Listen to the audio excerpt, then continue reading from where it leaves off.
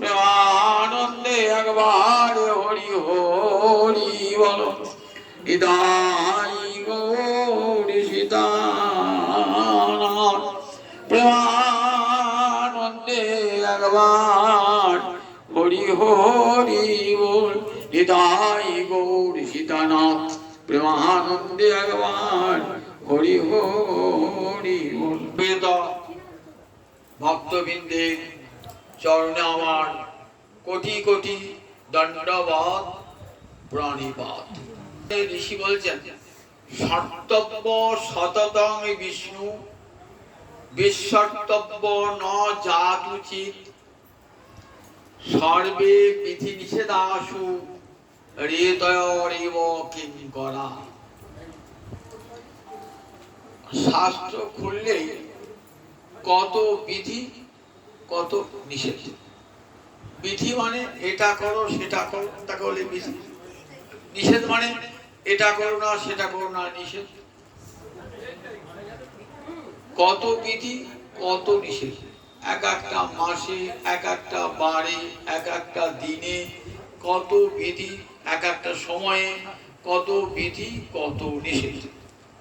সব বিধি এবং সব নিষেধ আমাদের পালন করা সম্ভব না। তাই ঋষি ঠিক করে একটা বিধি আর একটা নিষেধ নেই। একটা বিধি কি না সর্তব্য সততং বিষ্ণু, সব সময় ভগবান শ্রীহরিকে স্মরণে রাখবে, মনে রাখবে সবসময়। সংসারের সকল কাজে, শয়নে স্বপনে নিদ্রায় জাগরণে, সংসারের সমস্ত কর্মে সব সময় ভগবান শ্রীহরিকে হৃদয়ে রাখে। সর্তব্য শ্রী ধাতু তব্য প্রত্যয় করি। সংস্কৃতে এই তব্য প্রত্যয় কখন হয়? বিধিবাচক ক্রিয়াপদ বোঝালে পরে এই তব্য প্রত্যয় কি হয়?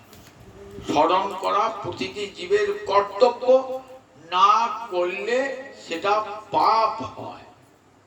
বিধি লঙ্ঘন করলে পাপ হয়, এটাই নিয়ম। প্রত্যয় বলে প্রত্যব্যয়, শাস্ত্রের ভাষা বলে প্রত্যব্যয়, অর্থাৎ পাপ হয় বিধি লঙ্ঘন করলে।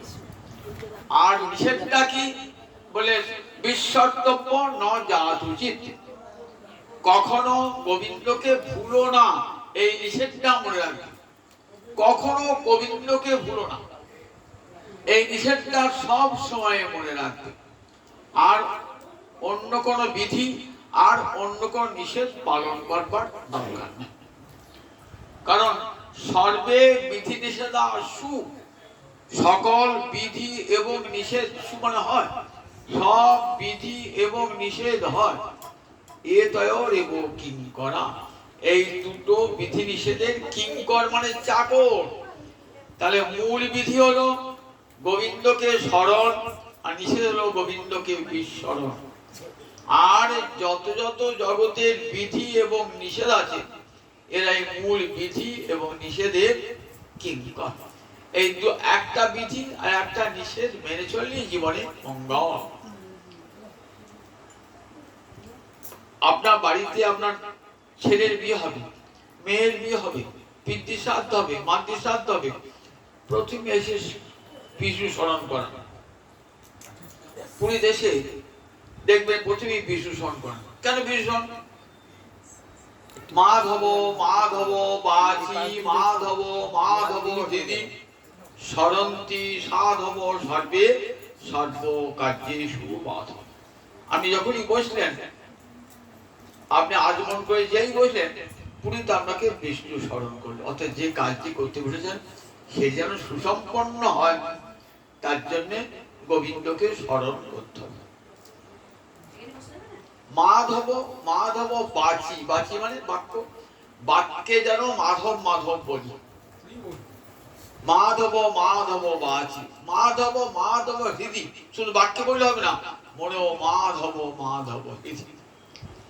স্মরন্তি সাধব সর্বে, জগতে যত সাধুজন আছেন না, তারা ভগবান শ্রীহরিকে সব সময় স্মরণ করে।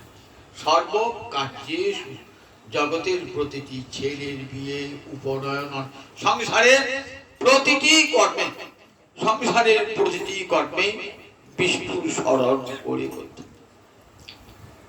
আবার মাঝেও বিষ্ণু স্মরণ, যখন মাঝ পথে কোন অনুষ্ঠান করছেন না, কি বলেন, বললেন ওম বিষ্ণু ওম বিষ্ণু হরি ওম তৎসৎ হরি ওম তৎসৎ হরি ওম তৎসৎ। আবার যখন কাজটি শেষ হচ্ছে তখন কি বলতে হয় দেখুন, তখন দেখো বলতে হয় মন্ত্রহীনং ক্রিয়াহীনং ভক্তিহীনং জনার্দন যৎপূজিতং ময়া দেব পরিপূর্ণং তদস্তুমি। যখন পুরীত পড়ে না, কান পেতে ভালো করে শুনবেন, অর্থ করি কি,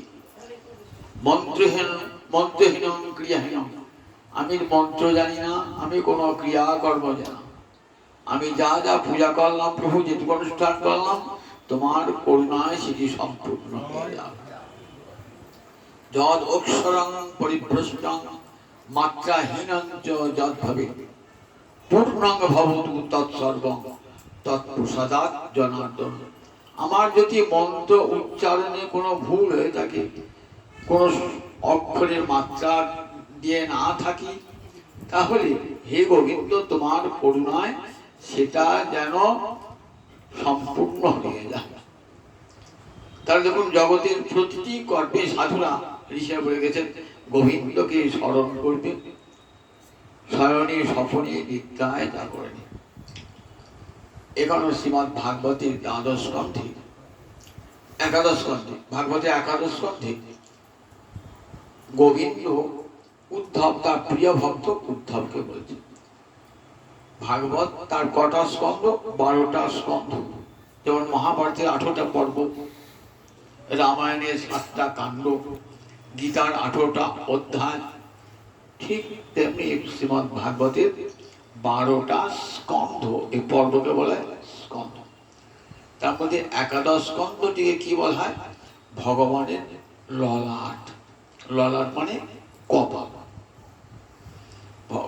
ভাগবতের 12টা স্কন্ধ ভগবানের 12টা অঙ্গ। ভগবানের 12টা অঙ্গ।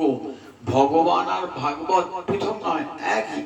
ভগবানই ভাগবত রূপে অবতীর্ণ হয়েছে, গ্রন্থ রূপে অবতীর্ণ হয়েছে।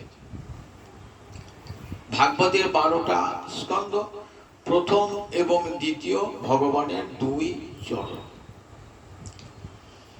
তৃতীয় ও চতুর্থ ভগবানের 2 উরুদেশ, পঞ্চম ভগবানের নাভি, ষষ্ঠ ভগবানের বক্ষ, সপ্তম অষ্টম ভগবানের 2 বাহু, নবম ভগবানের কণ্ঠ, দশম ভগবানের মুখারবিন্দ, একাদশ ভগবানের ললাট, দ্বাদশ ভগবানের মস্তক।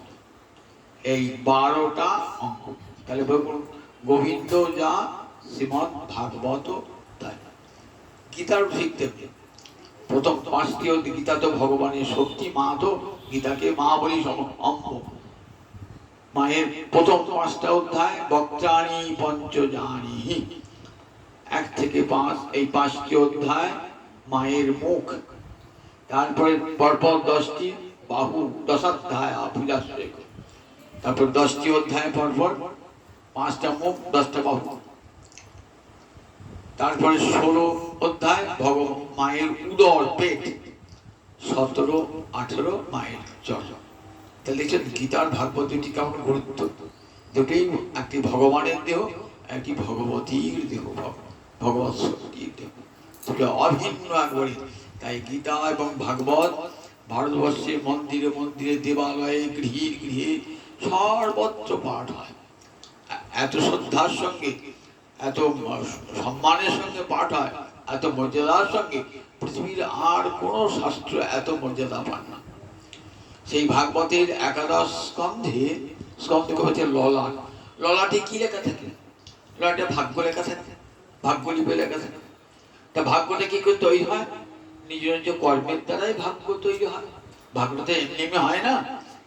বলে না, মানুষ কি করে না, নিজের ভাগ্য নিজেই নির্মাণ করে। আমরা কথা বলি না, মানুষ নিজের ভাগ্য নিজেই নির্মাণ করে।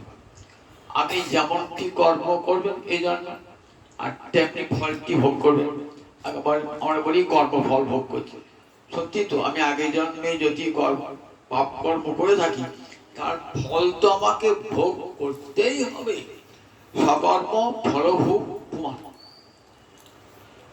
আপন আপন কর্মের ফল আমি স্বীকার করুন আর নাই করুন, ভোগ করতেই হবে। সকর্ম ফলভোগ প্রমাণ। তাহলে ভাগ্যটা আমি নিজে তৈরি করে থাকি। আমি যেমনটি করলাম, আমি যদি আমার বাবা মাকে খেতে না দিই তাহলে এই কর্মটি করলাম তো, তাহলে এবার পরের জন্মে কি এই জন্মেই দেখবেন আমার ছেলেও আমাকে খেতে দেবে না। যদি বলি আমার ভাগ্য বলে কাঁদি, বলে তুমি তো নিজেই করেছো, এই ভাগ্য তো তুমি নিজেই তৈরি করেছো, কেউ তৈরি করে দিয়ে যায় না, তুমি তৈরি করেছো। তাহলে আপন কর্মের ফল প্রত্যেককেই ভোগ করতে হয়। তাই এখানে ভগবান সমস্ত জীবের মঙ্গল কামনায় উদ্ধবকে বলছেন মানুষ যেন এমন কর্ম করে যাতে সে চির শান্তি লাভ করতে পারে, চির কল্যাণ লাভ করতে পারে। জগতের ধন জন সম্পদ কোনোটাই চির কল্যাণ আনতে পারে না। তাই বললেন দেখো ভগবান বিশ্বজীবীর ললাটে লিখে দিচ্ছে, এই ললাট লিপি, দেখো এমন কর্ম করবে যে কর্ম তোমার জীবনের প্রভাত থেকে শুভ সূচনা করে দেবে। বললেন শোনো উদ্ধব, দেখো মানুষ নিজের কর্মফল নিজেই তৈরি করে তো।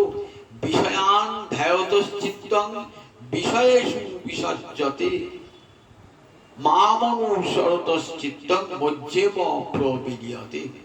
বিষয়ান ধ্যায়ত, যারা সব সময় বিষয়ে চিন্তা করে তারা বিষয়ে ডুবে যায়। আর বিষয়ে ডোবার ফলে বিষয়ের চিন্তার যে কুফল, বিষয় বাসনার যে কুফল, তাকে সেটা ভোগ করতেই হবে। আপনি সারাটা জীবন টাকা পয়সা উপায়ের কথাই ভাবলেন, বাড়ি ঘর তৈরির কথাই ভাবলেন, এমন সুন্দর দুর্লভ মানব জন্মটা লাভ করে একটা দিনও হরি বললেন না, একটা দিনও কৃষ্ণ বললেন না, একটা দিনও ভজন সাধন করলেন না।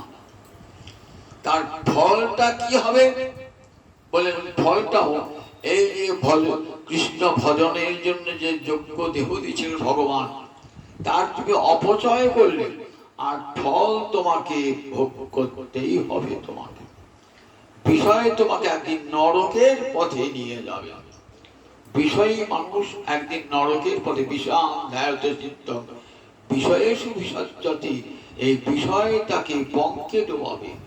বিষয়ের জন্য এমন অশান্তি সে ভোগ করবে যে ঘরে বাইরে সর্বত্র এমন অশান্তি ভোগ করবে যে শেষকালে নিজের মৃত্যুকে পর্যন্ত বরণ করবে। কাগজ খুললেই দেখতে হবে এত বিষয় ভোগ। বিষয় ভোগের নেশা যায় না, ধার দেনা কোনো বিষয় ভোগ করতে হবে। কি ফল? শেষ পর্যন্ত দেনার দায়ে আত্মবিসর্জন। গোটা গোটা পরিবার আত্মবিসর্জন করছে।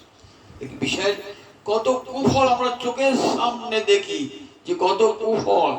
কেন জীবনটাকে একটু সুন্দরভাবে চালনা করা যেত না?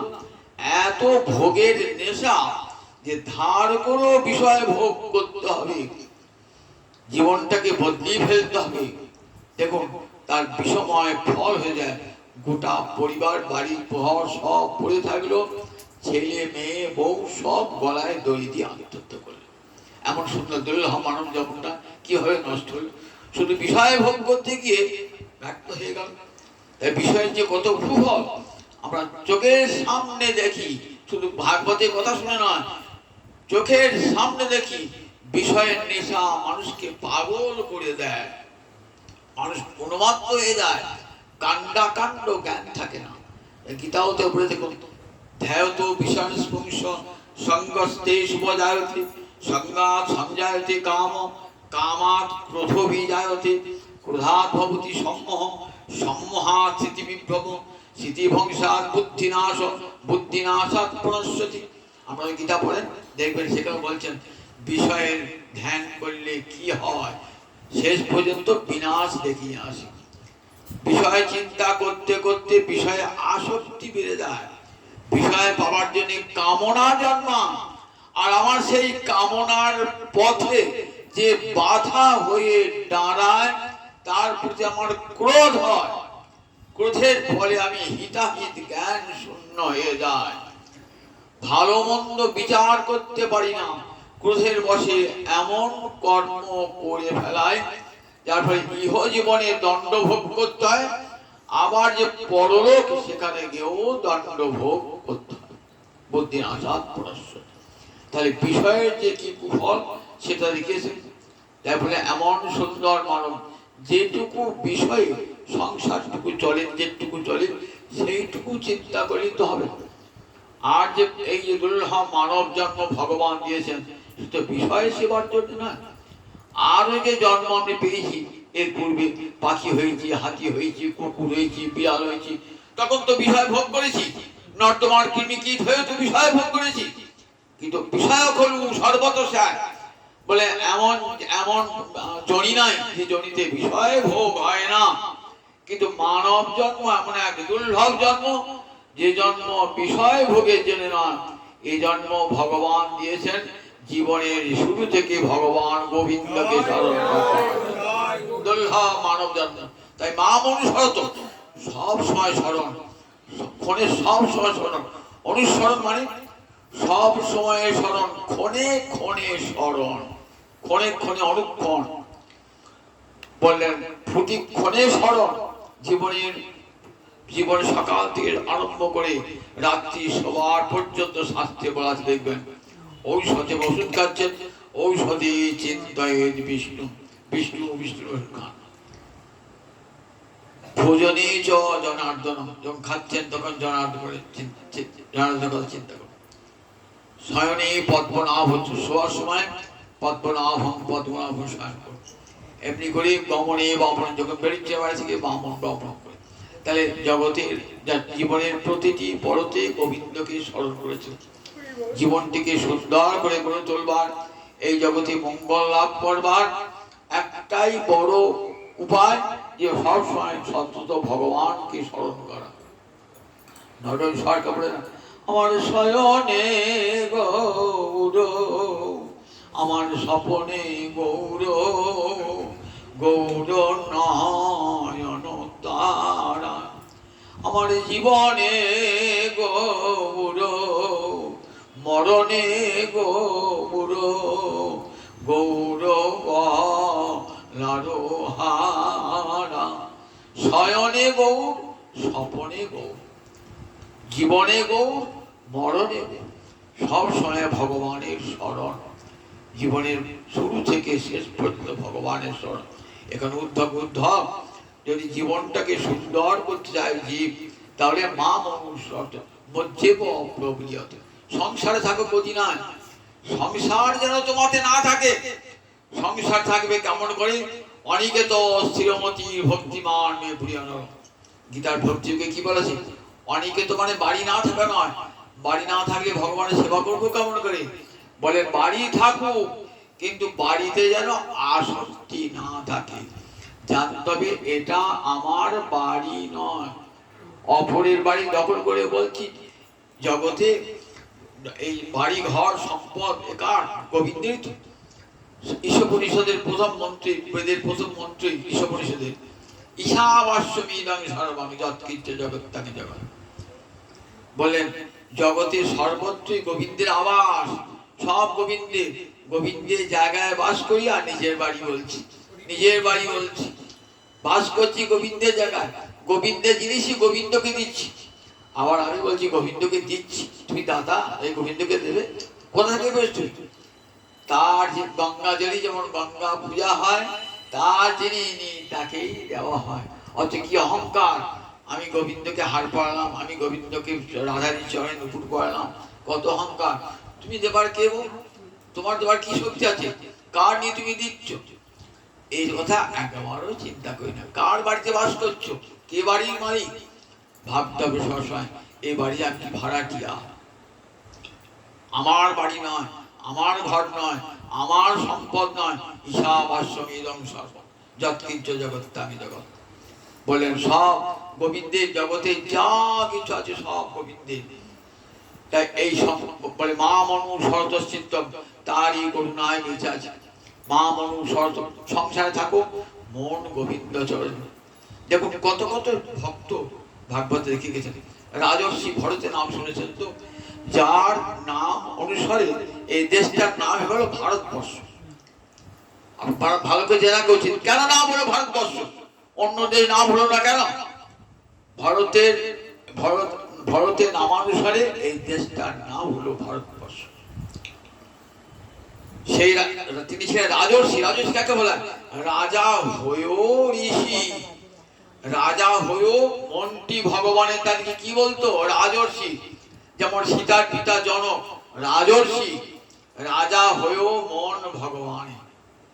বলছেন মিথিলায়াং প্রদগ্ধায়াং ন মে দচ্ছতি কিঞ্চন কিঞ্চন। মিথিলায়াং প্রদগ্ধায়াং ন মে দচ্ছতি কিঞ্চন। রাজর্ষি বলছে মিথিলা যদি পুড়ে যায় যাবে আমার নাকি? মিথিলা মিথিলা পুড়লে গোবিন্দেরই মিথিলা পুড়বে। মিথিলায়াং প্রদগ্ধায়াং ন মে দচ্ছতি, আমার তো কিছু পুড়ছে না, ভগবানের পুড়বে। কতখানি ভগবানের নির্ভরতা রাজর্ষি। তাই সাধে রাজর্ষি জন, তেমনি রাজর্ষি ভরত, রাজা হয়েও ঋষি, মন ভগবানের সবসময়।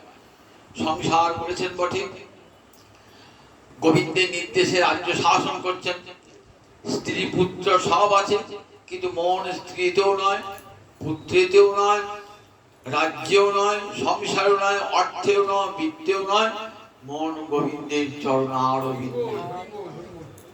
চরণারবিন্দে মন দিতে থাকা, এমনই মনে আসক্তি এসে করে, যাকে মনটা দেবেন কি হবে? তার প্রতি ধীরে ধীরে আসক্তি আসবে, ধীরে ধীরে ধীরে ধীরে ধীরে আসক্তি আসবে। মন থেকে আসক্তি আসবে, ভগবানের মন দিতে সবসময় তার কথা স্মরণ করছি, তার কথা কীর্তন করছি, আপনা আপনি মনের অজান্তেই তাকে ভালোবেসে ফেলবে। মনটাই তো আসল বস্তু, তাকে ভালোবেসে ফেলবে। ভালোবেসে ফেললেন রাজর্ষি ভরত। কাকে? স্ত্রীকে নয়, পুত্রকে নয়, বিষয়কে নয়, রাজ্যকে নয়, যশ গৌরবকে নয়, গোবিন্দকে ভালোবেসে ফেলেছেন অন্তরে। এত ভালোবাসা, সেই ভালোবাসা আর ঘরে থাকতে দিল না। যৌবন বয়সে সুদুস্তদার সুতান সুহৃদ রাজ্যং হৃদস্পৃশ জহৌ যুবৈব উত্তম শ্লোক লালস। সুখদেব বলছেন মহারাজ পরীক্ষিতকে বলছেন, পরীক্ষিত তুমি তো অনেক বৃদ্ধ বয়সে এসেছো, তাও এসেছো কি জেনে? হরি অনুরাগে নয়, অভিশাপ পেয়েছো বলে। মহারাজ পরীক্ষিত অভিশাপ পেয়েছেন বলে আজ হরিদ্বারে ব্রহ্ম কুণ্ডের তীরে এসেছেন। নিজের বিষয় আশয় সংসার পত্নী পুত্র সব ছেড়ে যদি অভিশাপ না পেতে আসতেন না। তাই যেন সুখদেব বলছেন মহারাজ তুমি তো ওই বংশে জন্মিয়েছ, ওই ভরত বংশে জন্মিয়েছ, কিন্তু তোমার বংশের পূর্বপুরুষ জানো ঠিক অভিশাপ পান নাই, অনুরাগে ভালোবেসে সুদুস্তজ দার সুতান। দার মানে পত্নী, সুত মানে পুত্র, সুদুস্তজ নয়, শুধু দুস্তজ নয়, সুদুস্তজ ত্যাগ করা কঠিন। কখন? যৌবন বয়সে। তখন স্ত্রীর প্রতি কত আকর্ষণ, তখন পুত্রের প্রতি কত আকর্ষণ থাকে মানুষের। বৃদ্ধ বয়সে আকর্ষণ হালকা হয়ে যায়, কিন্তু ওই বয়সে কত আকর্ষণ সংসারের প্রতি, অর্থের প্রতি, বিষয়ের প্রতি, যশগৌরবের প্রতি। যৌবন বয়সে সবার একটা আকর্ষণ থাকে, তো ত্যাগ করা যায় না। সুদুস্তজ দার সুতান, নিজের ছেলেটিকে ত্যাগ করা যায় না, নিজের স্ত্রীটিকে ত্যাগ করা যায় না, রাজ সম্পদ ত্যাগ করা যায় না, আত্মীয় স্বজন ত্যাগ করা যায় না, শহীদ নিজের বন্ধু বান্ধব আত্মীয় স্বজনকে ত্যাগ করা যায় না, রাজ্য এত বড় রাজ্য ত্যাগ করা যায় না, কারণ এগুলি হৃদয়কে স্পর্শ করে। আমার ছেলের যদি একটু রোগ হয়, আমার হৃদয়টাকে ধরছে, ছেলেটার রোগটা সারবে তো, ডাক্তার কাছে বারবার বলছে ডাক্তারবাবু রোগটা সারবে তো। স্বামীর কিছু শরীর খারাপ হচ্ছে, স্ত্রীকে বারবার বলছে সারবে তো। স্ত্রীর কিছু স্বামীকে বলছে, কারণ হৃদস্পর্শ, হৃদয়কে স্পর্শ করে বলে হৃদস্পর্শ। সুদুস্তজ দার সুতান সুহৃদ রাজ্য হৃদস্পর্শ। জহ পরিত্যাগ করলেন, জহ মানে পরিত্যাগ করলেন কখন? যুবৈব যুবা এব, যখন যৌবন বয়স, যুবক, তখন ত্যাগ। বৃদ্ধ বয়সে ত্যাগ অনেকেই করতে পারে, বৃদ্ধ বয়সে ত্যাগ করতে হয় না, ছেলে মেয়েরা ত্যাগ করিয়ে দেয়, তখন আর ত্যাগ করতে হয় না। তখন বলে বাবা এবার কেটে কেটে বিদায় করো, সংসার আমাদের হয়ে গেছে, তোমরা চলে যাও এবার। তখন ত্যাগ করতে হয় না, আপনা আপনি তখন ত্যাগ করিয়ে দেয়। তাই দেখো যখন যুবক বয়সে ত্যাগ করলেন, কত আকর্ষণ! কিরকম ত্যাগ করলেন? যখন যুবৈব মলবৎ ত্যাগ করলেন। মলবৎ ত্যাগ করলেন কেমন? উদাহরণ দিলেন বিষ্ঠার মতন। বিষ্ঠা ত্যাগ করে কেউ সেদিকে তাকায় না, কারণ ঘৃণার বস্তু তো। তাই সংসারটাকে, স্ত্রী পুত্রকে ওই বিষ্ঠার মতো ঘৃণ্য ভেবে ত্যাগ করলেন। কেন ঘৃণ্য? না ওই সংসার আমাকে একদিন কৃষ্ণ ভজন করতে দেয় নাই, পাপের পথে নিয়ে যেত। তাই মলবৎ পরিত্যাগ করলেন, মলবৎ পরিত্যাগ করলেন। পরিত্যাগ করে কেন মলবৎ পরিত্যাগ করলেন? কেন বলেন? মল ত্যাগ করে যেমন তার পিছনে কেউ তাকায় না, ঠিক তেমনি সংসার ত্যাগ করে পিছন দিকে তাকান নাই, সংসার দিকে তাকান নাই, প্রবল কৃষ্ণ অনুরাগে ছুটছেন। কোথায় ছুটছেন? গণ্ডকী নদীর তীরে। গণ্ডকী নদী কোথায়? হিমালয়ে আছেন গণ্ডকী নদী, যেখানে ভগবান শ্রীহরি শিলা হয়ে জন্মগ্রহণ করেন। শালগ্রাম শিলা কোথায় পান? শালগ্রাম শিলা এই গণ্ডকী নদী। গণ্ডকী পরমা হরিভক্তিমতী ছিলেন, ভগবানকে পুত্র রূপে পেতে চেয়েছিলেন। তাই ভগবান গণ্ডকী নদীতে শিলা হয়ে জন্মগ্রহণ করেছিলেন। এই গণ্ডকী নদী অতি বড় পবিত্র নদী। সেই গণ্ডকী নদীর তীরে পুলহরিষির আশ্রম আছে। সেই পুলহরিষির আশ্রমে গিয়ে একান্তে গোবিন্দ ভজন করতেন, নিরন্তর ভগবান শ্রীহরির স্মরণ করতেন। সর্বস্ব ত্যাগ করে দিয়ে যাকে মন দিয়েছেন তাকে 24 ঘন্টা ভালোবাসবার জন্যে দেখলেন সংসারে থাকলে হবে না, সংসার আমার কৃষ্ণ চিন্তার বাধক। যাদের কাছে সংসার কৃষ্ণ চিন্তার বাধক হয় তারা সংসার ছেড়ে দেন, ছেড়ে চলে যান। আর যাদের কাছে সংসার কৃষ্ণ চিন্তার বাধক হন না তারা সংসারেই থাকেন। রাজর্ষি জনক যেমন সংসারেই ছিলেন, রাজা ভগীরথ, আমাদের মহারাজ অম্বরীশ যেমন সংসারেই ছিলেন, কিন্তু সংসার তাতে ছিল না। কিন্তু রাজর্ষি হরদাস থাকতেই বলেন না, নিষ্কাম ভক্ত, এতটুকু কামনা বাসনা অন্তর নাই, সর্বস্ব ত্যাগ করে গণ্ডকী নদীর তীরে বসে কৃষ্ণ ভাবনায় সমস্ত মনটাকে নিযুক্ত করে দিয়েছে। উত্তম শ্লোক আলোচনা। সুখদেব মহারাজ পরীক্ষিত অবাক হয়ে গেছে, যে যৌবন বয়সে রাজ ঐশ্বর্য সব পরিত্যাগ করে কি করে হয়? বললেন মহারাজ, উত্তম শ্লোক মানে গোবিন্দ, শ্লোক মানে যশ। উত্তম যশের কথা যার শাস্ত্রে বর্ণিত হয়েছে তাকে কি বলে? উত্তম শ্লোক। লালসা মানে লালসা, লোভ যখন চরম পর্যায়ে পৌঁছায় তখন তা কি বলে? লালসা বলে। গোবিন্দের প্রতি এত সুতীব্র লালসা, আর সংসারে থাকতেই পারলেন না, সংসার ছেড়ে বেরিয়ে পড়লেন। সংসার ছেড়ে বেরিয়ে পড়লেন কোথায়? পুলহরিষির আশ্রম। ঠিক যেমন গৌড়াবতার দেখে রঘুনাথ দাস গোস্বামী পাদ সমস্ত স্ত্রী পুত্রাদি সব পরিত্যাগ করে চলে গেলেন গৌরহরির চরণে, পুরী ধামে গিয়া চরণাশ্রয় বললেন। কিসের তার অভাব ছিল? অঢেল বৈভব, সংসার, এত ঐশ্বর্য, আবার ঘরে সুন্দরী স্ত্রী, সব ছিল তার। কিন্তু বোন বলেন একেবারে যেই হ্যাঁ রে সে রাখিবি রাতে না রে মনয় উন্মাদন গোড়া চাঁদ। রঘুনাথ, তোমার কিসের অভাব ছিল? কেন তোমার এই বৈরাগ্য এলো? কেন সংসার ছেড়ে তুমি চলে গেলে স্ত্রী পুত্রকে কাঁদিয়ে? তা বললে একথা আমাকে জিজ্ঞাসা করো না, তুমি একবার গৌরহরির দিকে একবার নয়নটি দাও, দেখলে যদি দেখার মতো দেখো তোমারও অবস্থা হবে আমার মতো। একবারে যেই হ্যাঁ রে সে রাখিবি রাতে না রে মনয় উন্মাদন গোড়া চান। গোড়া রূপের এমন মহিমা মনকে মাতিয়ে দেয়। তখন ওই রূপের চরণে আত্মবিসর্জন করবার জন্য সংসার ত্যাগ করে চলে যায়। গোবিন্দ দর্শন করে রাধারানী আর ঘরে থাকতে পেরেছিলেন? আর ঘরে থাকতে পারেন না। অল্প বয়সে প্রীতি করিয়া রহিতে না দিলে ঘরে।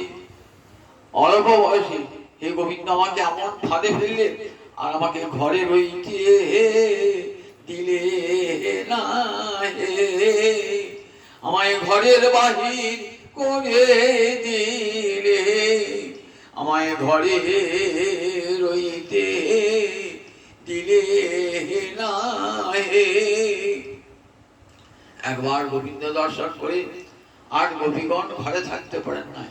দেহ মন প্রাণ সব গোবিন্দ চরণে বিসর্জন করছে। দেখার মতো দেখতে হবে। আমরাও গৌরহরিকে দেখি, রাধা মাধবকে দেখি, আবার এসে যথারীতি সংসার করি, সব ভুলে যায়। সেই জন্য ব্রহ্মা বলছেন দেখো, দেখার মতো দেখো গোবিন্দকে। কেমন করে দেখতে হয়? প্রেমাঞ্জন ছুরিত ভক্তি বিলোচনেন সন্ত সদৈব হৃদয়ে সুবিলোকয়ন্তি ইয়ং শ্যাম সুন্দরং অচিন্ত গুণ স্বরূপং গোবিন্দং আদি পুরুষং তমহং ভজামি। গোবিন্দং আদি পুরুষং, হে গোবিন্দ জগতের তুমি আদি পুরুষ, আমি তোমার চরণে শরণ গ্রহণ করলাম। তোমাকে দেখতে হয় কেমন করে? প্রেমাঞ্জন ছুরিত ভক্তি বিলোচনেন। আমাদের দৃষ্টি কেমন? একজনের প্রতি কুদৃষ্টি, একজনের প্রতি সুদৃষ্টি। একজনকে দেখতে ভালো লাগে, একজনকে দেখতে ভালো লাগে না। হয়তো বলে ভগবানের প্রতি কেমন? বলে ওই প্রেমের কাজল মাখা নয়নে ভগবানকে দেখতে। প্রেমের কাজল মাখা নয়নে প্রেমাঞ্জন ছুরিত ভক্তি বিলোচন সন্ত হৃদয়ে সুবিলোকন্তি। সাধুরা কি দেখছেন? সাধু যখন গোবিন্দ দর্শন করেন না, প্রেমের কাজল মাখা চোখে গোবিন্দকে দর্শন করেন। তাই দর্শন করেও তাদের তৃপ্তি হয় না, তৃপ্তি হয় না। মনে হয় যেন কোনো কালে দেখি নাই, কোনো কালে দেখি নাই। মহাপ্রভু জগন্নাথ দর্শন করছেন তো গোপী ভাবে আবিষ্ট হয়ে দেখছেন কেমন?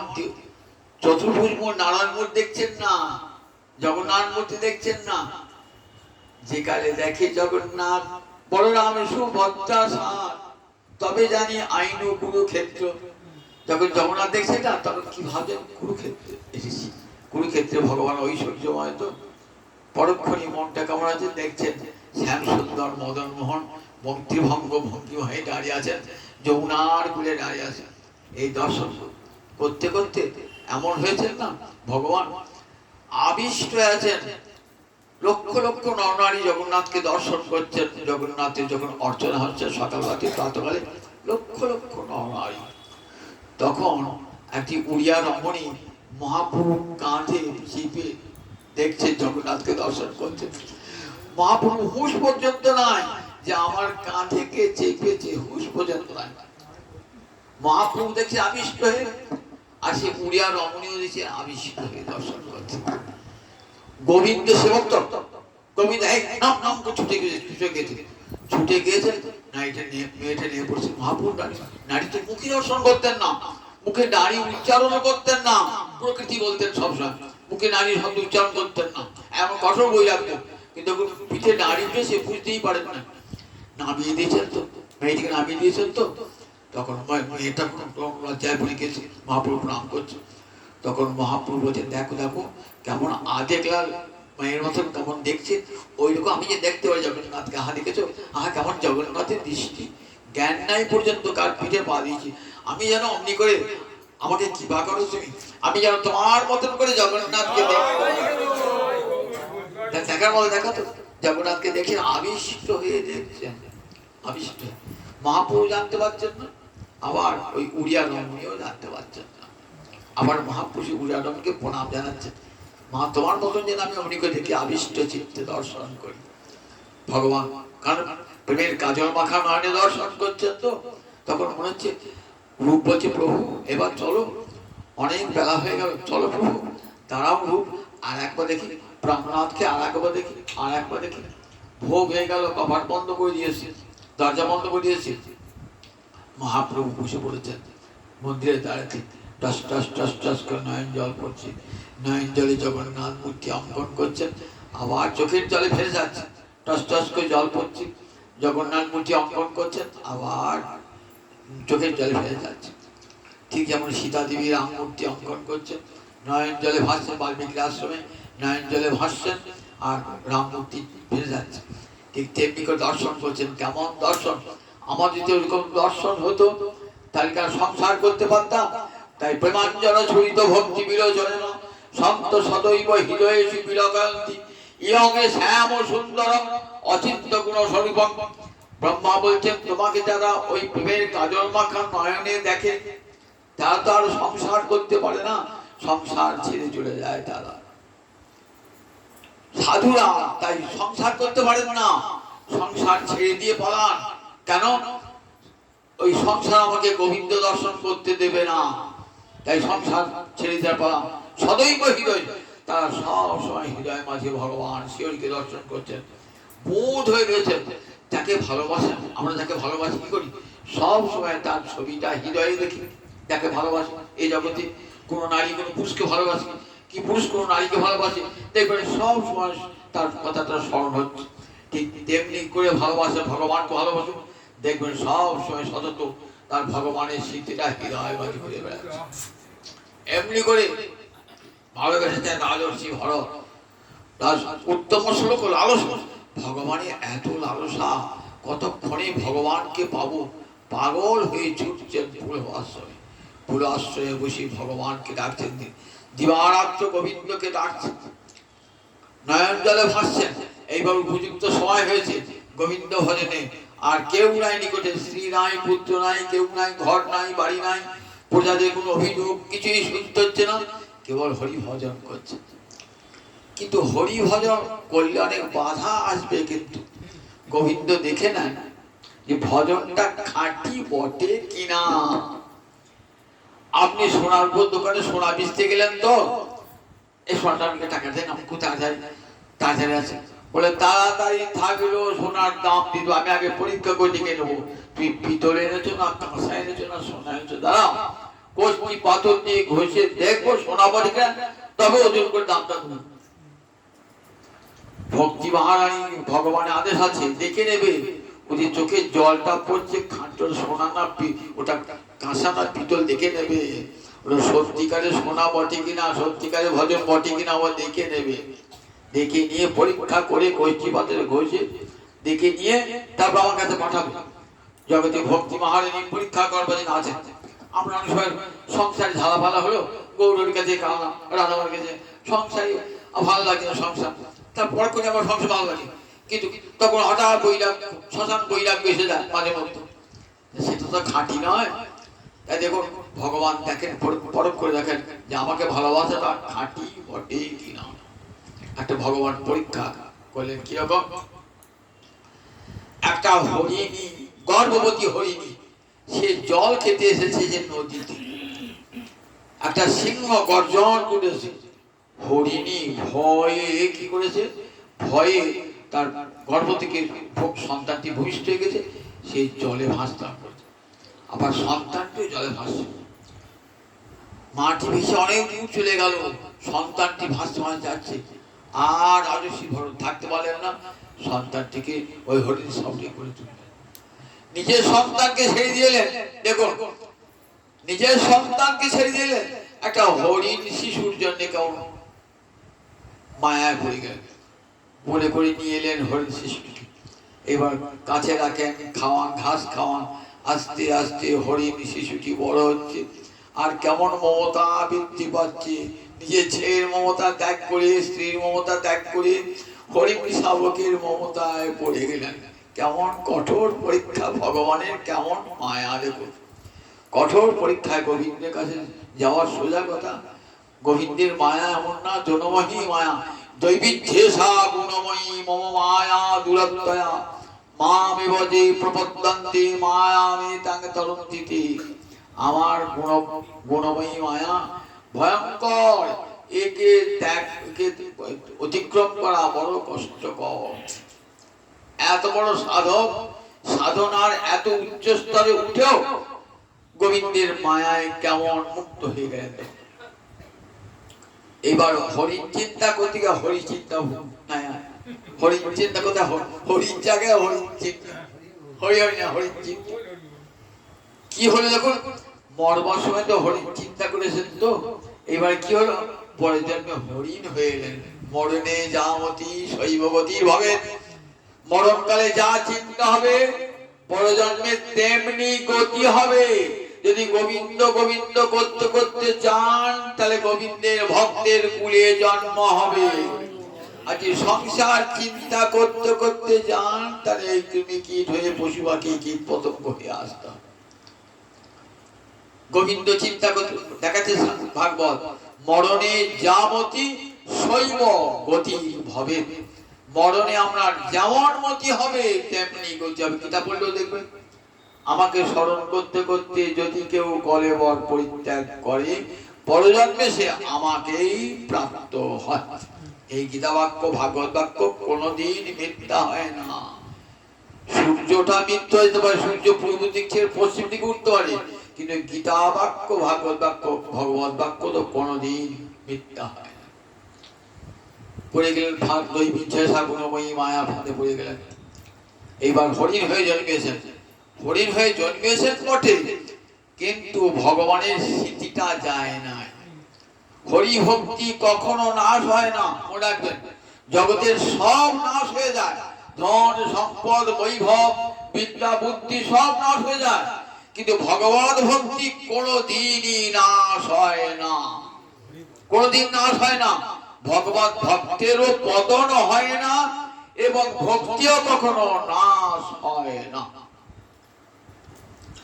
পতনটা শুধু দেখাবার জন্য জগতে বলে, এটা আরোহণেরই একটা ক্রম। খাড়া পাহাড়ে উঠতে গেলে দেখবেন খাড়া ওঠা হয় না, বাড়ির সিঁড়িগুলা কাবুকে করেন, খাড়া করেন, খাড়া করেন না, ওরা আবার একটু ডেকে আসে, আবার খাড়া করে আবার ডেকে আসে। কেন? খাড়া হতে গেলে পড়ে যাবে। ঠিক তেমনি যদি উঠতে যান না, ওই একটু বাঁকি নামানো হয়। ঠিক তেমনি ওটা পতন নয়, ওটা আরোহণেরই একটা ক্রম। রাজর্ষি ভরতের পতন হয় নাই, ওটা আরোহণেরই একটা ক্রম মাত্র। এইবার দেখুন ওই হরিণটি এবার কি করছে, হরিণটি কোথায় যান, ঋষিরা যেখানে বেদ পাঠ করছেন বসে বসে শোনেন হরিণটি বেদ পাঠ শুনছে। কি খেতেন, ঋষিরা ভিক্ষা করে এনে গোবিন্দকে ভোগ লাগাতেন, প্রসাদ খেতেন, সেই প্রসাদের পাতাগুলো ফেলে দিতেন, হরিণটাকে সে পাতাগুলো চাটতেন। হরিণ তো ঘাস খায়, সে ঘাস টাস খেত, সে দেখতো কোথায় হরিণ এক পাশে বসে, ঋষিরা বসেছেন বেদ পাঠ করছেন, পুরাণ পাঠ করছেন, পাশে বসে বসে হরিণটি শুনছেন আর ওই প্রসাদ খাচ্ছেন। এইবার কিন্তু হরি চিন্তা, সব সময় হরি চিন্তা। এইবার হতে আর অন্য কোনো চিন্তা নাই। মনে মনে ভাবছেন, কেন আমার এই হরিণ কলেবর, আমার এই হরিণ কলেবর কেমন, হরিণ চিন্তা করতে করতে হরিণ কলেবর হয়েছে। ঠিক ভূষণী কাকের মতো, চন্ডাল দেহে রামচন্দ্র কৃপা পেয়েছেন, তো ওই ভূষণী কাক ওই যে গরুরকে শোনাচ্ছে, রাম কথা শোনাচ্ছে। ঠিক তো হরিণ হয়েছেন বটে, কিন্তু হরি চিন্তা যায় না। এইবার কি হলেন, হরিণ যখন জীবনটি যাবে না, এইবার আর হরিণের চিন্তা না, এবার হরি চিন্তা করতে করতে প্রাণটি পরিত্যাগ করেছে। এই যে তৃতীয় জন্ম, এই তৃতীয় জন্মে রাজর্ষি ভরত মুক্ত পুরুষ হয়ে থাকে। 3 জন্মে মুক্ত পুরুষ হয়ে গেলেন। এই জন্মে, এই জন্মে কেমন, ব্রাহ্মণ ঘরে জন্মালেন, বড় হলেন, বাবা বেদ পাঠ শেখাবেন কি, ছেলে থাকতো কালা বোবা পাগলের মতো, নুলো খ্যাপার মতো থাকতো ছেলে। বাবা বহু চেষ্টা করলেন চতুষ্পাঠী গিয়ে পড়ানোর জন্য, নিজে বাবা পণ্ডিত, ছেলেকে আর কিছুটি অক্ষর পরিচয় পর্যন্ত করাতে পারলেন না। বাবা আমার সব ছেলেগুলো মানুষ হলো, এই ছেলেটাই অমানুষ হয়ে পড়ে থাকলো। কালা সেজে থাকতেন, বোবা সেজে থাকতেন, পাগলের মতো থাকতেন। আমার মা দিন মরেও গেল, এবার কি হবে? ভাইদের সব বিয়ে হয়েছে, সংসার হয়েছে, এবার কি করে ভাইদের চাকর কাটে? খেলা খাপা বোবা তো কি করবে? দুটি কুটি খেতে দেয়, দেয় না। গরুকে যা খেতে দেয় না, খেতে দেয়, তা কি ভরত তাই খেতে দেয়, ভরত তাই খাচ্ছে। নিরভিমান ভরত, কোনো অভিমান নাই। ভরত সেইভাবেই সংসার করছে। সংসার করতে করতে কোথায় ভাইরা সব শস্য লাগিয়েছে, জমিতে শস্য লাগিয়েছে, রাত্রিবেলাতে এসে পশুরা খেয়ে দেয়, কে পাহারা দেবে? ভরতকে বলে যা তুই রাত জেগে থাকবি। ভরত তাই আছে, রাত জেগে পাহারা দিচ্ছে, কোনো মান অভিমান কিচ্ছু নাই। দেখুন, অথচ মুক্ত পুরুষ, অন্তর হরিস্মরণে ভরা, কৃষ্ণ স্মরণে মনটি ভরা। ভাই দেশের কথা জানতে পারবে? পাগল হয়ে আছেন কেন? জড়োন্মত্ত পিশাচ বল। তিনি জড়ও নন, পাগলও নন, পিশাচও নন, খেপাও নয়, পাগল নন। তিনি সেইতে আছেন কেন? যাতে আমাকে খেপা পাগল বলে লোকে দূরে সরিয়ে রাখে, কারণ সঙ্গ যেন করতে না হন।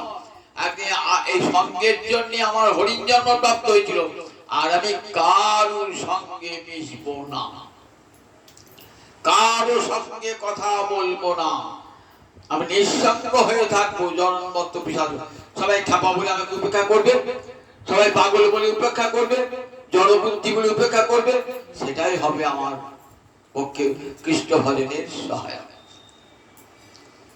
ভরত এমনি করে কি করছে? রাতে পাহারা দিচ্ছে।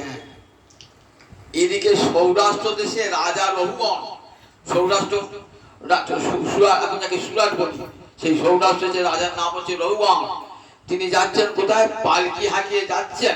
কোথায় যাচ্ছেন? নিজের গুরু বাড়ি যাচ্ছেন, কপিলাশ্রমে যাচ্ছেন। যেতে যেতে পালকিতে চারটে করে লোক কানে করে বলতো, একটা সন্তান থাকে, ওই পালকি বাহকের সন্তান। যেতে একটা লোক অসুস্থ হয়ে পড়েছে, তখন পালকিতে যাবে কি করে?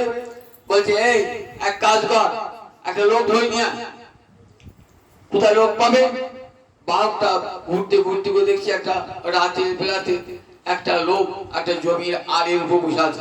এই দেখছি লোকটা কোথাও শুনতে চেহারাটা ভালো, চল রাজা পালকি বই। বড় চলে এলো, পালকি বইছে। বড় নিরভিমান, একদিন যিনি রাজা ছিলেন, রাজর্ষি ছিলেন, আর তিনি রাজা পালকি বইছেন।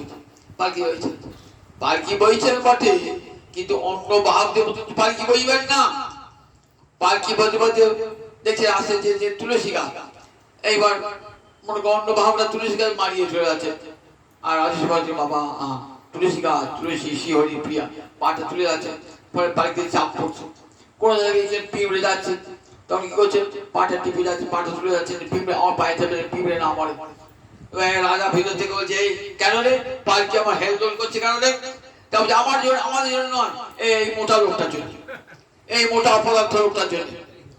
রাজা পালকি দরজা করেছে, এই তোমার চেহারাটুকু মনে হয় হাঁটতে পারছো না, খুব ক্লান্ত হয়েছো, হাঁটতে পারছো না, জানো আমি রাজা, আমি কি শাস্ত্রান করতে পারি? এইবার ভরত মুক্তি খুলছে। ভরত বলছে আমি ক্লান্ত নই। তুমি ক্লান্ত নাও? বললেন আমি তো পালকি বই নাই, আমার দেহটা পালকি বইছে, দেহটা ক্লান্ত হতে পারে, আমি তো আত্মা, আমি ক্লান্ত নই, ক্লান্ত হই না। আত্মা কখনো ক্লান্ত হয় না। আত্মা আমি পালকি বই নাই, আমার দেহটা পালকি বইছে, আত্মা কোনো পালকি বয় না। তুই মোটা বলে আমি মোটাও নাই, আমি রোগাও নাই, আমার দেহটা মোটা, দেহটা রোগা। দেখেছেন আমি বলতে কোনটা বলেছেন, দেখেছেন তো? আমি বললে দেহ বোঝায় না, আমি বললে ইন্দ্রিয় বোঝায় না, আমি বললে বুদ্ধি বোঝায় না, আমি বললে মন বোঝায় না। এসবের অতিরিক্ত যে বস্তু তার নাম আমি। আমি আমি বলতে কি বুঝি? দেহটাকে আমি বলি। আবার কখনো বলে আমি অন্ধ বলে চোখটাকে আমি বলি, আমি বুদ্ধিমান বলে আমি বুদ্ধিকে আমি বলি। তাহলে দেহ মন বুদ্ধি কোনটাই কিন্তু আমি নয়, এই সবের অতীত যে বস্তু সে হলো আমি, আত্মা, জীবাত্মা। রাজা আবার বলছেন রাজা আপনি বললেন আমি রাজা শাস্ত্রান করতে পারি, বলছে এটা হয়তো এই জন্মে আপনি আমার শাস্তি পাবেন, পরের জন্মে আমি পালকি চেপে যাবো, আপনি আমাকে শাস্তি নামাও তো, পালকি নামাও তো, পালকি নামাও। তুমি কে? তা বলছে আগে আপনি বলুন আপনি কে? বলছেন আমি রাজা জানো? বলে হ্যাঁ সে তো বুঝতেই পারছি। কোথায় যাচ্ছে না? বলছি গুরু বাড়ি যাচ্ছি। ও গুরু বাড়ি যাচ্ছেন কি জন্য? গুরুর কাছে উপদেশ দেওয়ার জন্য যাচ্ছি গুরুর কাছে। তা গুরু বাড়ি পালকি চড়ে কেউ যায় নাকি? রাজা ভরত বলছে গুরু বাড়ি তো পালকি চড়ে কেউ যায় না, পালকি চড়ে যায় না গুরু বাড়িতে, কামকে যেতে হয়। বলে পায়ের ধুলায় জগতের রাস্তার ধুলায় গড়াগড়ি দিতে দিতে যেতে হয় গুরু বাড়ি।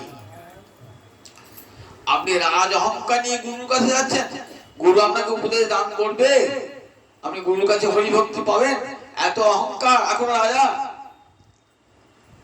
আপনি বলছেন আমি রাজা, আমি আপনাকে শাস্ত্রান করতে, হ্যাঁ শাস্ত্রান করতে পারেন, কিন্তু আমি যখন পরজন্মে রাজা হব আপনি পালকি বইবেন, আমি আপনাকে শাস্ত্রান করবো, পাল্টে যাবে না। আপনি আমাকে বলেন আমি ক্লান্ত, আমি রোগা, আমি মোটা, আমি রোগাও নাই, মোটাও নাই, ক্লান্তও নাই, আমি পালকিও বই নাই। বলেন এই যে তুমি এই যে এমন জ্ঞান তুমি পেলে কোথা হতে? তা বললেন জানো আমার কেমন কৃষ্ণ ভক্তির প্রভাবে আমার এই জ্ঞান বৈরাগ্য এসেছে, অন্তরে কৃষ্ণ ভক্তির প্রভাবে, গুরুর কাছে শেখা ভক্তি হরি ভক্তি আমার চাই না। তাই রাজা তুমি গুরু ভক্তি লাভ করতে যাচ্ছ, কেমন করে গুরু গৃহে যেতে জানো? ভক্তের পদধূলি অঙ্গে মাখতে মাখতে যেতে হয়। বিনা মহৎপাদ রজভিষেকম, ভক্তের পদধূলি অঙ্গে না মাখলে কোনোদিন হরি ভক্তি লাভ হয় না। ভক্তি মহারানী অহংকারীর ধর্ম নয়, আনুগত্যের ধর্ম। গুরু এবং বৈষ্ণবের আনুগত্য, সাধু গুরু বৈষ্ণবের আনুগত্য ছাড়া হরি ভক্তি লাভ হয় না। রাজা তোমার হরিভক্তি লাভ হতে হবে। যদি হরিভক্তি লাভ করতে চাও তাহলে ভক্তের পায়ের ধুলা আগে অঙ্গে মাখো, অহংকারহীন হও, বিনয়ী হও, অনুদ্ধত হও। গুরুর কাছে গিয়ে বলো গুরুদেব আমি তোমার শিষ্য স্তেহং সাধিমা, আমাকে তুমি উপদেশ দাও, আমি তোমার চরণে শরণাগত। রাজা রঘুবনের জ্ঞান খুলে গেল। রাজর্ষি ভরত আবার দেখো রাজর্ষি ভরতকে একদিন আলপাড়া মাঠ পাড়া দিচ্ছেন, তো একদিন ডাকাতের আগেকার ডাকাতেরা কালী পুজো করে ডাকাতি করতে আসতো, তা কালী পুজো করে নরবলি দেবে, তার নরবলি দেওয়ার জন্য মাঠে যে লোকটা ধরিয়ে দিয়েছিল সে লোকটা পালিয়ে গিয়েছে। এই বা ধরি কাকে ধরবে? দৈত্যদিকে বনের মধ্যে পেয়েছে, মাঠ পাড়া দিয়েছে, ভরতকে ধরিয়ে চলে গেছে।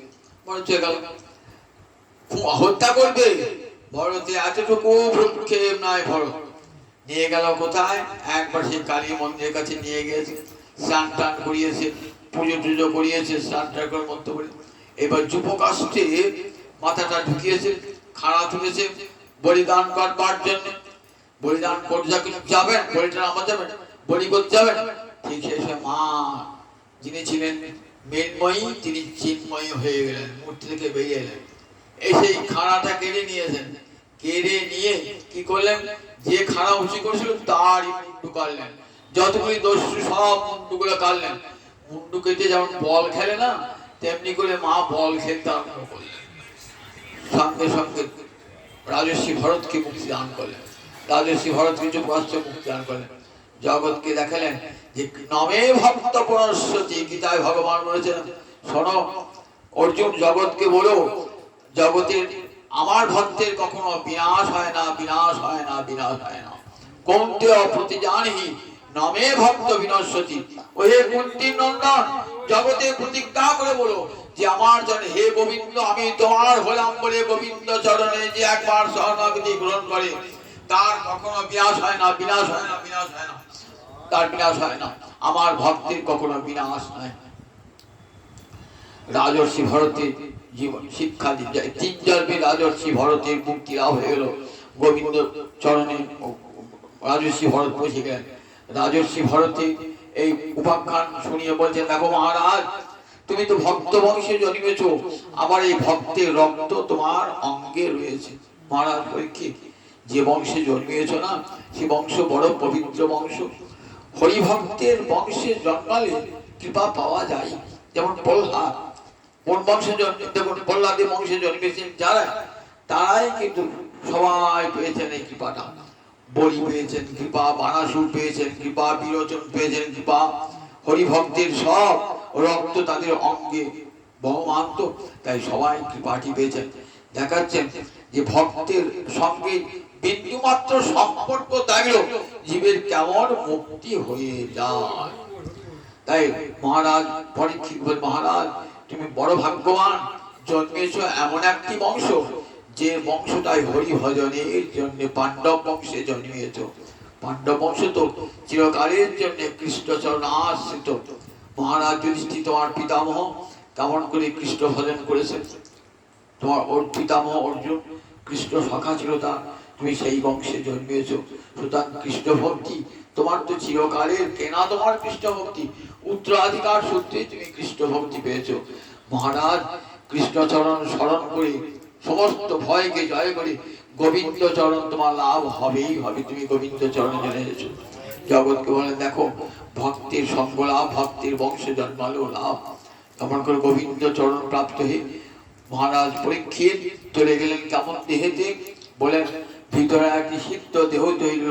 7 দিন ব্যাপী হরিকথা শুনলেন, কত ভক্তের কথা শুনলেন, শুনে ভিতরে ভিতরে একটি দেহ তৈরি, যে দেহ দিয়ে গোবিন্দ সেবা হবে, চিন্ময় দেহ। এই দেহটা দিয়ে রক্ত মাংসের দেহ দিয়ে গোবিন্দ সেবা হবে না, তাই আর একটি দেহ তৈরি হলো, যে দেহ দিয়ে গোবিন্দের সেবা হবে। চলে গেলেন কোথায়? সেই খগেন্দ্র ধর পাদমূলম গোবিন্দ চরণে মহারাজ পরীক্ষিত চলে গেলেন, যেটি তার চিরবাঞ্ছিত চিরকাঙ্ক্ষিত। বলেন এই ভক্তের কথা শুনলে কি হয়? ভক্তের কথা শুনলে ধীরে ধীরে ভগবান শ্রীহরির কথায় রুচি হয়, ভগবানের রুচি চলে আসে, ভগবানের ভালোবাসা চলে আসে। এই ভক্তের কথা, ভগবানের কথা শুনবার পূর্বে আগে ভক্তের কথা প্রাণ ভরে শোনো, ভক্তের পায়ের ধুলে অঙ্গে মাখো। মহাপ্রভু জগৎজীবকে তাই বলেন দুটো জিনিসের পরিচয় করলেন, ভাগবত শাস্ত্রের সঙ্গে আর ভক্তের সঙ্গে। ভক্তের কৃপা না হলে ভাগবত শ্রবণও হয় না। ভক্ত সঙ্গ, ভক্ত আনুগত্য করলে ভাগবত শ্রবণ হয় এবং হরিভক্তি লাভ হয়ে জীবন ধন্য হয়ে যায়। তাই এই কলিকালে আর অন্য কোনো ধর্ম নয়, একমাত্র ভাগবত ধর্ম। বসে বসে হরি কথা শ্রবণ করুন, হরিভক্তির কথা শ্রবণ করুন। আর আমার মহাপ্রভু দেওয়া হরে কৃষ্ণ কৃষ্ণ কৃষ্ণ হরে হরে, হরে রাম রাম রাম হরে হরে। জীবনের মুক্তির মন্ত্র হরিকথা শ্রবণ করুন। যার আজকে বার্ষিকীতে প্রাণ তিথিতে আজ হরিকথা, তিনি রাধা গোবিন্দ চরণে চিরশান্তি লাভ করুন। তাই পাঠটি আজ তারই কল্যাণের উদ্দেশ্যে পাঠটি উৎসর্গীকৃত হলো। এগুলি আজ এখানে আজ হরিকথার বিশ্রাম। জয় নিতাই, জয় নিতাই, জয় নিতাই, জয় নিতাই। জয় জয় রাধে কৃষ্ণ গোবিন্দ, রাধে গোবিন্দ, রাধে গোবিন্দ, রাধে গোবিন্দ, রাধে গোবিন্দ। জয় জয় রাধে কৃষ্ণ গোবিন্দ, জয় জয় রাধে কৃষ্ণ গোবিন্দ। জয় জয় শ্যাম সুন্দর মদন মোহন বৃন্দাবন চন্দ্র, জয় জয় শ্যাম সুন্দর মদন মোহন বৃন্দাবন চন্দ্র। জয় জয় রাধা রমন রাস বিহারী শ্রী গোকুলানন্দ, জয় জয় রাধা রমন রাস বিহারী শ্রী গোকুলানন্দ। জয় জয় রাসেশ্বরী বিনোদিনী ভানুকুল চন্দ্র, জয় জয় রাসেশ্বরী বিনোদিনী ভানুকুল চন্দ্র। জয় জয় ললিতা বিশাখায়াদি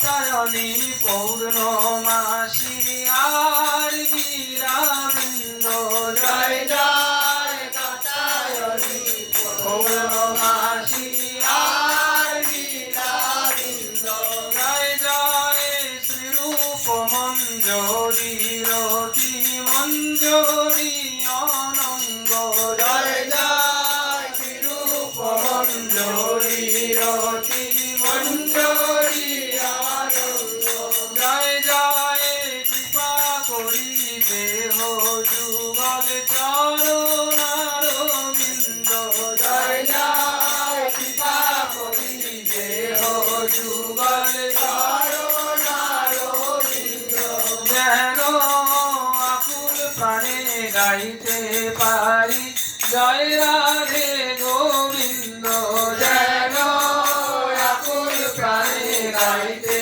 পারি জয় রাধে গোবিন্দ জয় রাধে জয় রাধে জয় রাধে জয় রাধে জয় রাধে জয় রাধে জয় রাধে জয় রাধে জয়